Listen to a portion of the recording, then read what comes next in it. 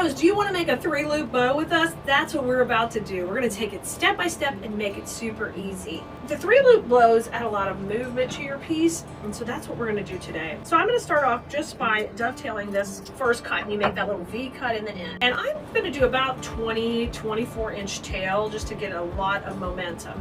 And then you can just take and twist your ribbon right here. Just hold it tight and twist, and you get a nice strong twist, okay?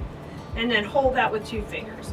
Now what we're going to do is I'm going to pull this out, and we're going to go ahead and make a couple of loops. And you want them to be kind of floppy and loopy. And I'm going to take and just pleat that up a little. This is 6 to 7 inches is good. That's kind of the sweet spot. Crease it and then, you know, kind of gather it, then twist it. Now I'm going to do another one. Now this is a beautiful bow itself right here. With the floppy type bow is trending. This is still wired, but you can keep a really natural bow if you wanted to stop here and just do 2 loops, 2 matching tails. Beautiful, okay? What we're going to do is we're going to twist and we're going to go for another loop. So just extend that ribbon out a little bit more, and we're going to go for a 3rd loop. So the reason we put the twists in is it helps the bow from coming apart. So you're going to have 2 on one side and 1 on the other with both tails coming out that side, okay? So we started with a tail, then a loop, then the other 2 loops. Now let's cut this one just a little bit shorter, so I'm going to come in here and cut it. And we're ready to go ahead and tie this bow off. So come on in with your cable tie, and you can use a wire too. If you're going to do wire, 18 gauge is perfect for bows. 22 goes in the back. We're going to use cable tie so we can get it nice and tight. And then just kind of fluff it up before you're done tightening it. See, I can kind of manage my twist and see my tails coming down kind of asymmetrical. I love that. Now come in the back and add your cable tie back here. Just gonna slide that under, and you're just gonna get that really tight.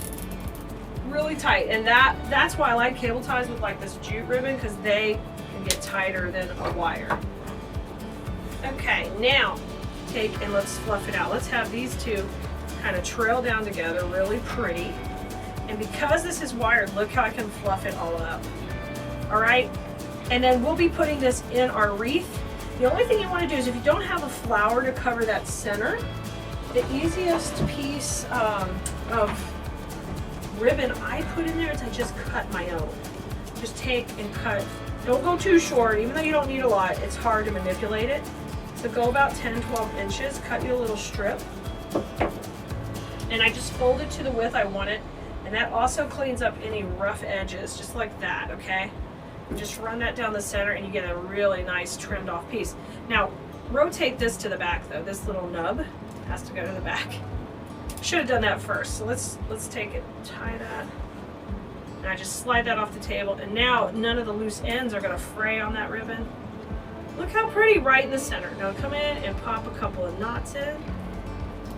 And look at this. Trim those off. Trim them off. Turn it around. And there it is. It's a great 3-loop bow, and it's asymmetrical and fun to add a lot of movement to your pieces, okay? So I can't wait till you share with us your bows you're trying like this, Plumberinos. All right, I'll see you next time.